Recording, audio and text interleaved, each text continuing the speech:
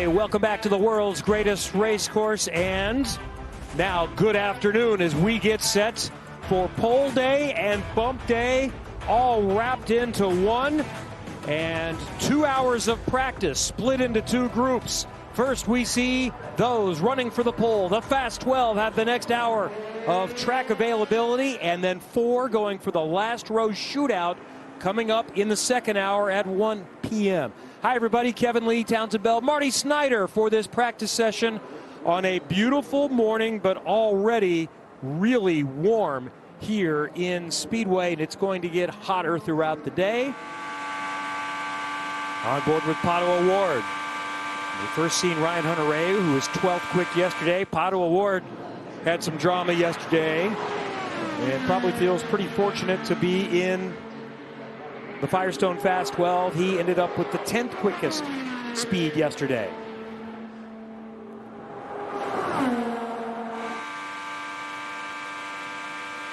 Halfway. 2:33.462 for Pato Award with a lap time. That compares nicely. His average yesterday, 2:32.434 for his best run.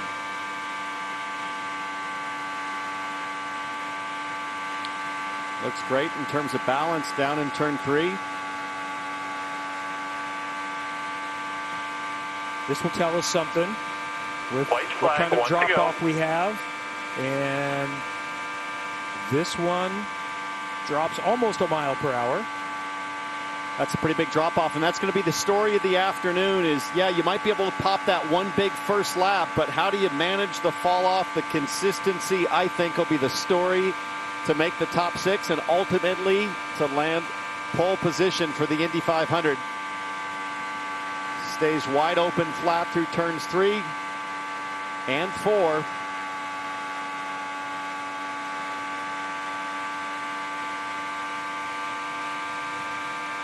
Checkered flag, checkered flag.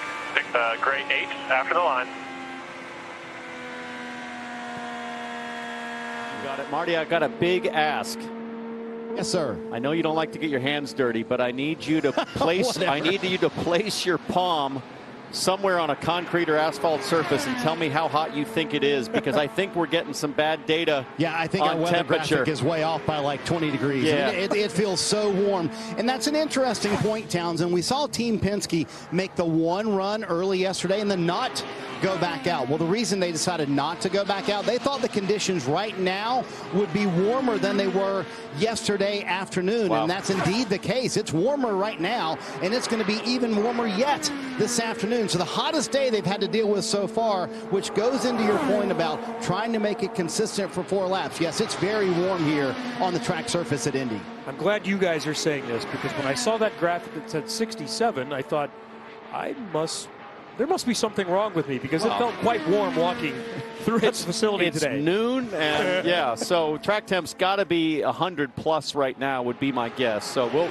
continue to dig in. Maybe Marty can find one of those little digital temp gauges and fire away, give us some numbers. That'd be fun. But for Santino Ferrucci, things are looking pretty good. 2:31.8 the last lap.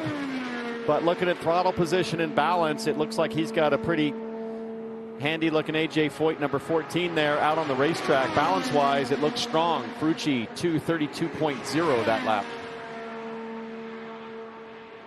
And he went up on lap 2. Little nervous though at the exit of 1, and he dumps the throttle. So like Ryan Hunter-Reay, we're going to be talking about this for the next 5 hours, is getting loose with the back of the race car.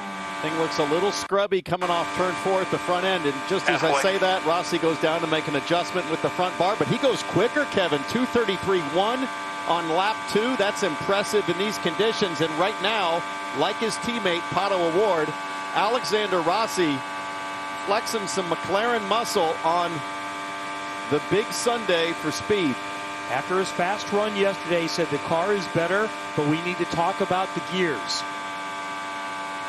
Do you see anything that will tell you if they have chosen correctly? Yeah, they're not shifting. Fifth gear, 11.6 RPM, exiting turn 4. Watch the RPM climb.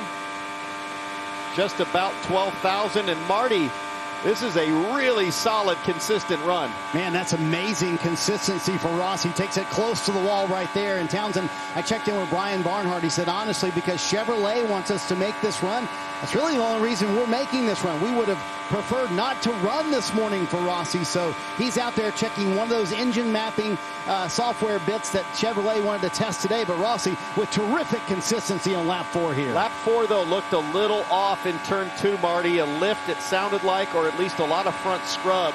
I'm expecting this lap to be a little slower. Question is that 4-lap average as good as his teammate? The answer, no. A lot slower on lap 4. And if it was tough right there, Kevin, just wait. That has been a big story. Chevrolet this weekend. Honda has had challenges too. For more on the Chevy side, here's Marty. Yeah, another Chevy on the track with Scott McLaughlin. Let's talk to Jim Campbell, the man who heads up everything General Motors Racing. And Jim, kind of take us behind the scenes. How stressful have the last 24 hours been? And talk about the work that's gone into just getting here this morning with this practice session. Well, first of all, in the off-season, our Chevrolet engineers combined with our partners at Elmore have been working hard to bring more power to the track. I think we've done that. Really proud of the job they've done, working with our teams. And obviously, when you get to the qualifying here, we moved the boost up to 1.5 bar, about another 100 horsepower. We don't do any testing during the year. Friday's the only day, and then you're right into qualifying. So we're pushing as hard as you should. That's what you have to do to have a shot to qualify on the pole here. So the teams want us to push. We did have some issues yesterday on plenum events, had about 6 of them. So overnight, we've been working on dynos in different parts of the world, and then looking at all the data, and today testing a couple adjusted cals for this afternoon. So it's going to be exciting. Rossi just had a no-toe at 233 and a little change there. So I'm excited to see what happens this afternoon. When you say around the world, you're not kidding. You had a dyno in England going overnight.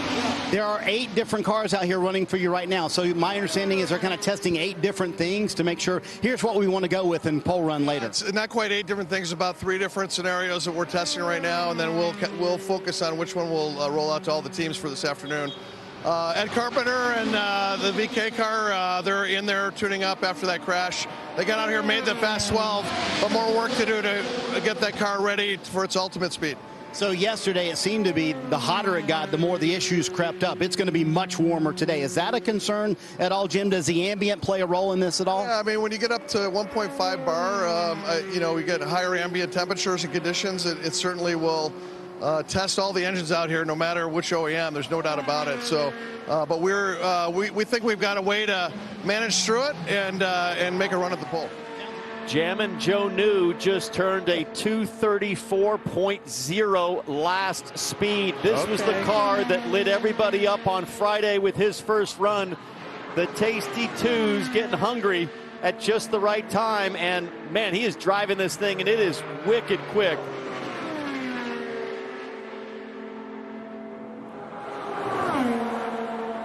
Lap 3 coming up. Can he keep it up? Oh, yeah. Just a little bit of drop. Still really strong for Josef Newgarden. Gotta love this.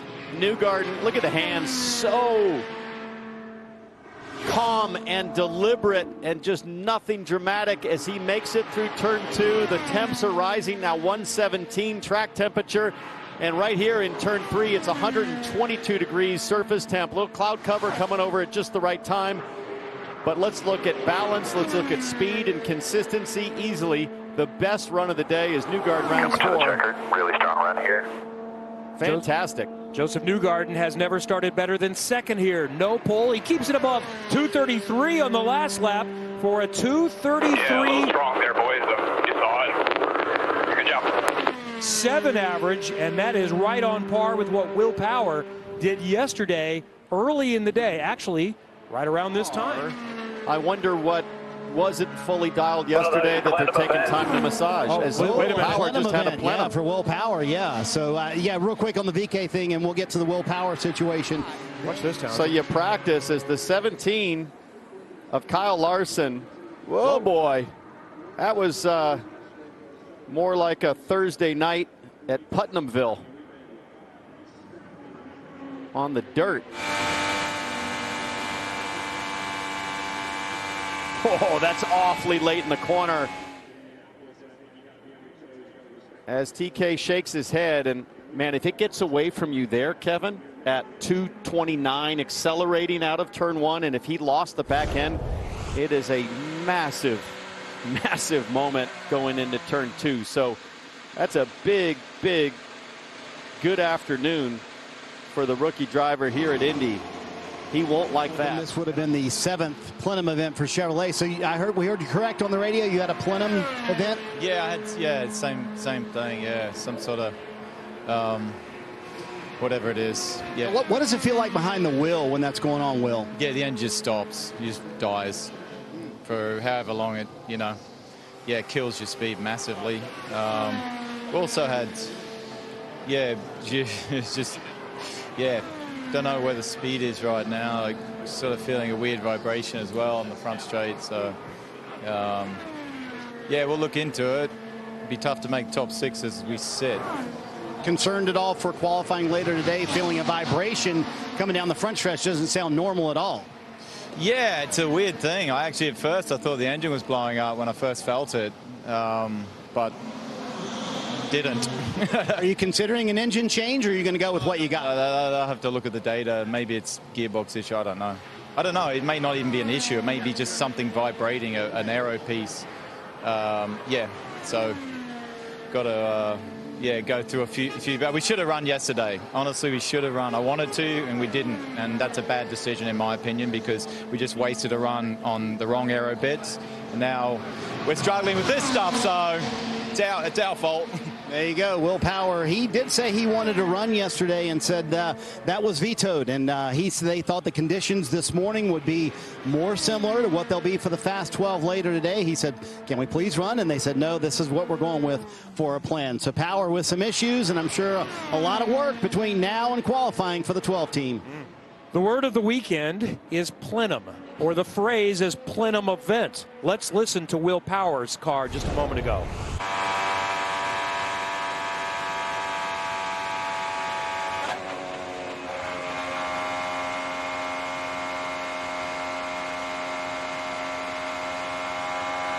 One of those plenum events. Copy, slot 3. It's understandable that Kyle Larson would have bailed yesterday when he heard and felt that. I mean, that sounds like a catastrophic driveline failure of some type. As we see Larson out there now,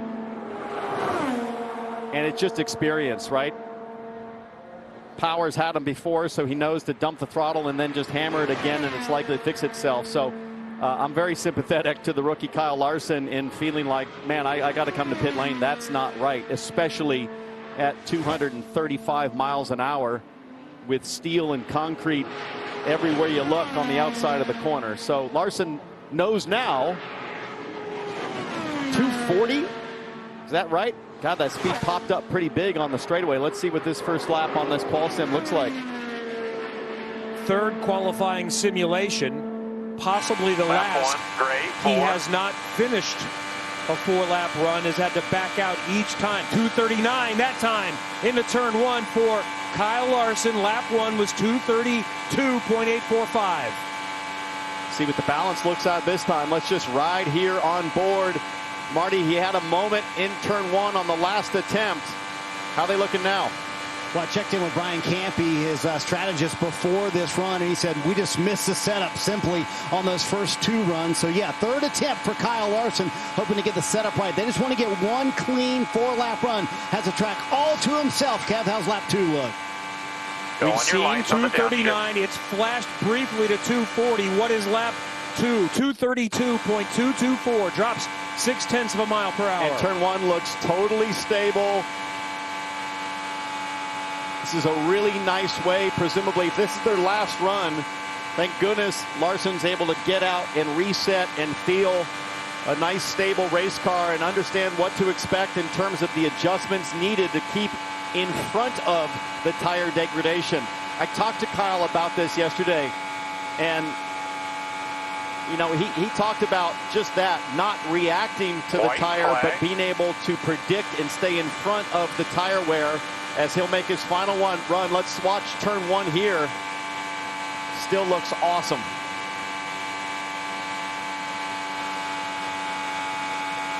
I think he's got less understeer in his car than his teammate Alexander Rossi did. Little hesitancy there with the right hand. He thinks he knows the adjustment he wants. He makes it. Let's see what happens. Looks good.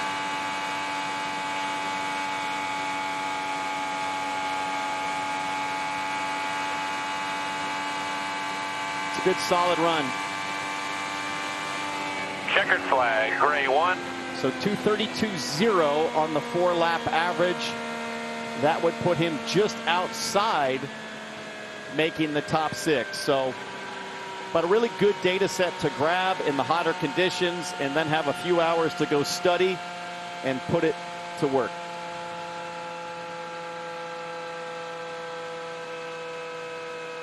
Sunday. This is the guy we're going to be watching next weekend. Santino Ferrucci always gets us excited, especially at Indianapolis. In fact, of the drivers who have competed in the modern era with 5 Indy 500 starts or more, nobody has a better average finish than Santino Ferrucci. Better than Dan Weldon, better than Carlos Munoz, and better than the great Helio Castroneves. Ferrucci's average finish in the greatest spectacle in racing is 6th. Let's chat with Kyle Larson, who had a run here in the warm conditions this morning. And did you notice a difference in how much warmer it was? Because there were 2 aborted runs. Brian Campy said we just didn't have the setup right. Yeah, I think the first one we aborted was just because we were kind of close in traffic there and wasn't going to get a real read on things. And then the second one, yeah, I just, I don't know, I feel like in these cars, like whenever I get tight or understeer and add more wheel than I would want to, it gets to a point where it finally like grabs and then, you know, wants to snap. So that was that moment. And then, yeah, we went out again and put together a complete run.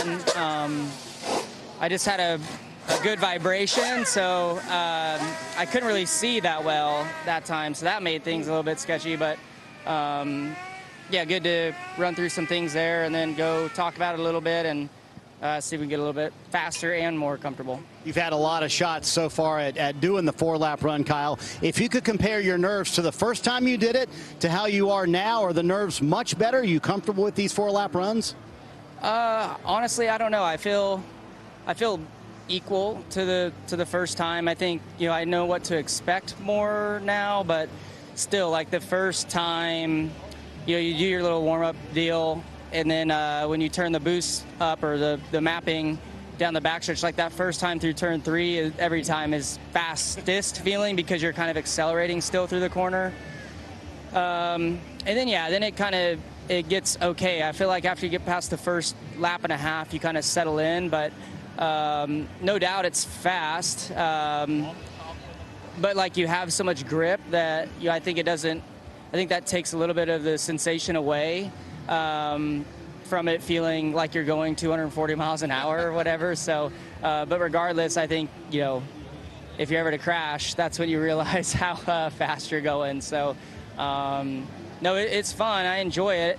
I think I was sitting in the car too. I was like, man, typically you just like pump your mind up to go make one run of one lap.